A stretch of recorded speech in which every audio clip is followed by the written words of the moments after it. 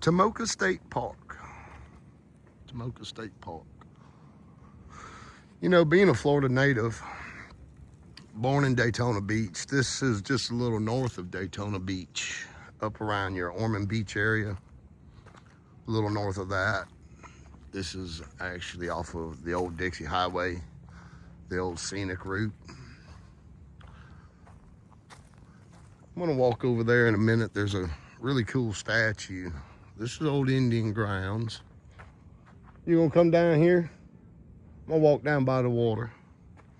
My wife behind me there. She's got my little dog, Sheepy Sheep. He's blind, y'all.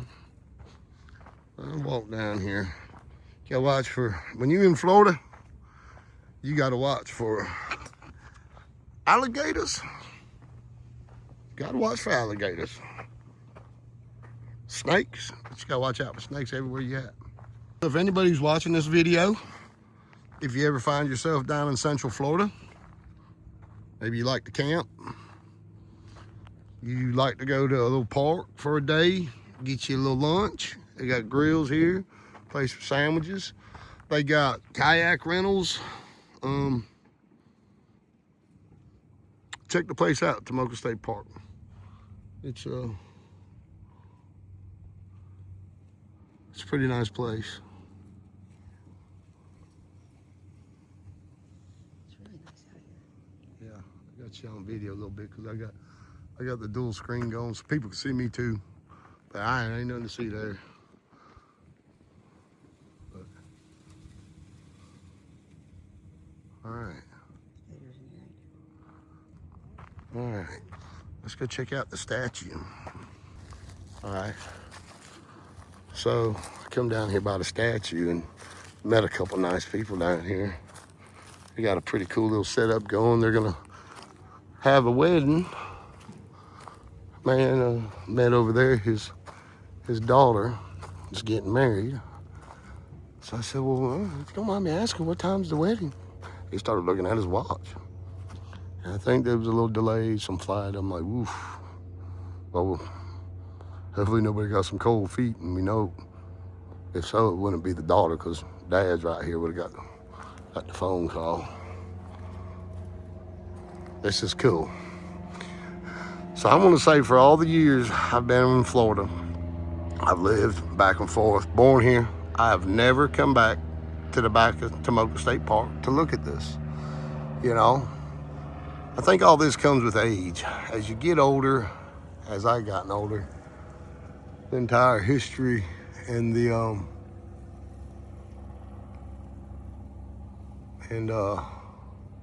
just the past fascinates me, man. What really went on here in America. But I think this is really cool. Again, man, I've done fence work all around here. But when you live here, you kind of you always take your place for granted, you know, your home area. You always take it for granted. And I don't know, this time, I'm gonna go visit my mom here shortly. And this time, this is where we're staying, and I'm glad we did. This is really cool. Now, if you come in, there's some bicyclists. You can see there's entrance to the waterway back here. Is that Chief Tomoka?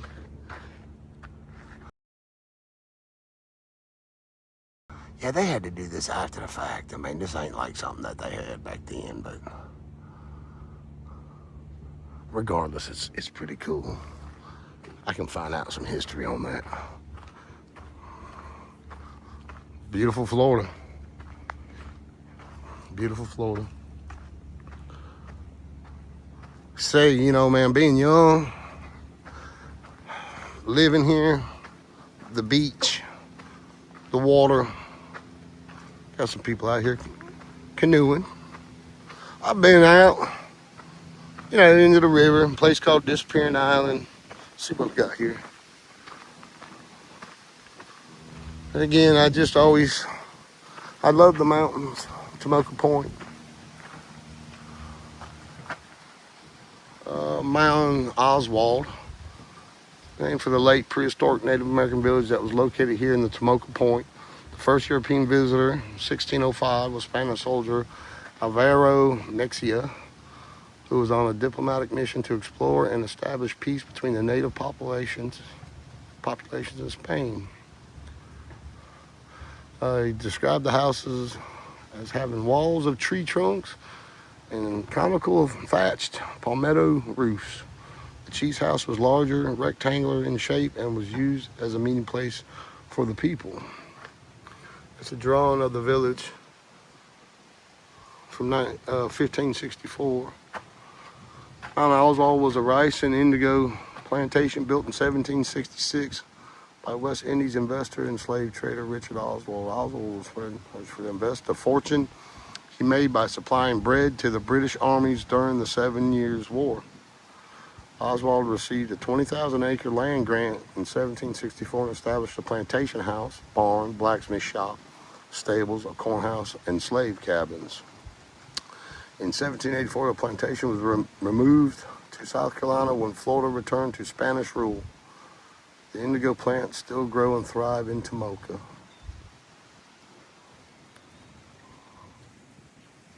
That's pretty cool, I tell you.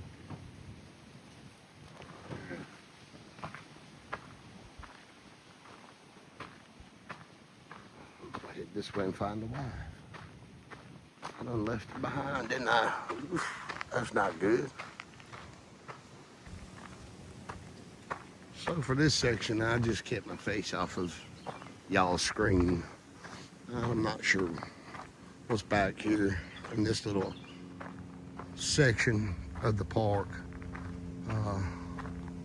That's thank you for our donors. Looks like they have a garden club of the Halifax, founded in 1922. So that's what this is, a little garden about the center point of the park. Wasn't sure if it had some sort of, historical significance to this particular location. But let's see.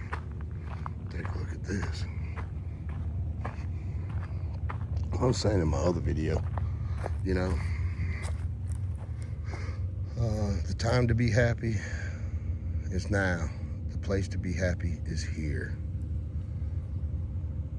Tell you what, man, I tell you, I believe in synchronicity. I believe in synchronicity. And there'll probably be a lot of that on my trip. Wife's in the Jeep. That's a solid message right there. That's a solid message. And as I say, something makes me get out of the Jeep, walk and look. Bees at work. Oh man, right there, a little bee box. That's cool. I'm into the bees too, man. I am. Look, if you folks, if you carry a, EpiPen, allergic, I understand. But I am not an advocate of killing bees. I see people all the time killing a bee. I'm like, man, them bees are doing work. Bees at work. This little box is a house for native bees. Florida's native bees, like the mason bee and the carpenter bee, live in small holes in wood and underground, unlike their hive-building honeybee cousins. These bees don't sting unless threatened. So if you see one bumming around the park, it's probably on its way to pollinate flowers. Exactly. You can help native bees in your own backyard. Drill holes in wood or leave bundles of bamboo in a quiet spot to give native bees a safe place to live. Pollinators can carry pollen from one plant to another. This important work allows plants to make fruits, grains, seeds, and vegetables. Awesome. And if you look back into my videos where it says plays in the dirt, in my gardening video, in my backyard, I really thrived on the cactuses. Really thrived on organic gardening. As you see, I had chickens, I had rabbits. So,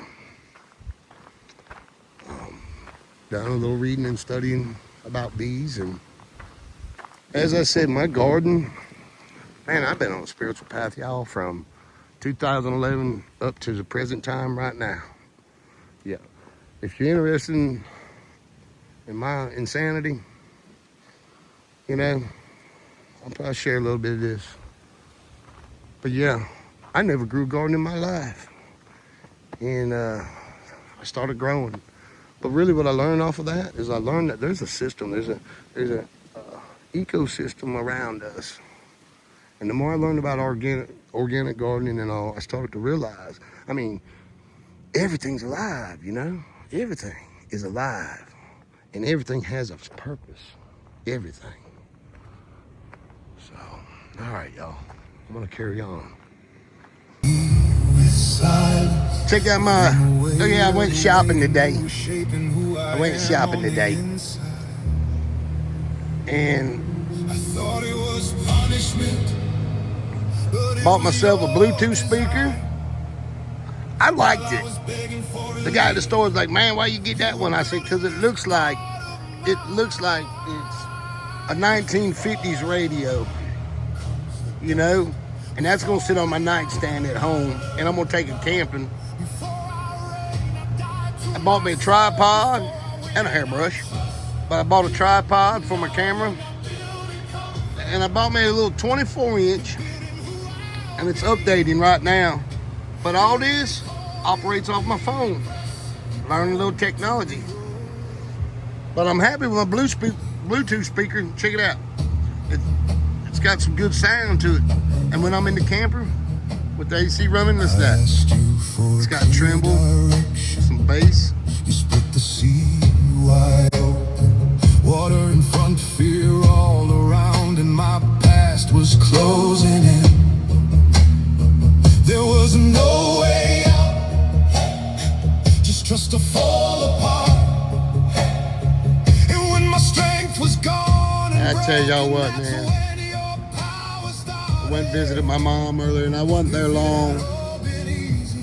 I took her an Easter basket with a bunch of goodies and supplies, and I went and bought her a flower bouquet.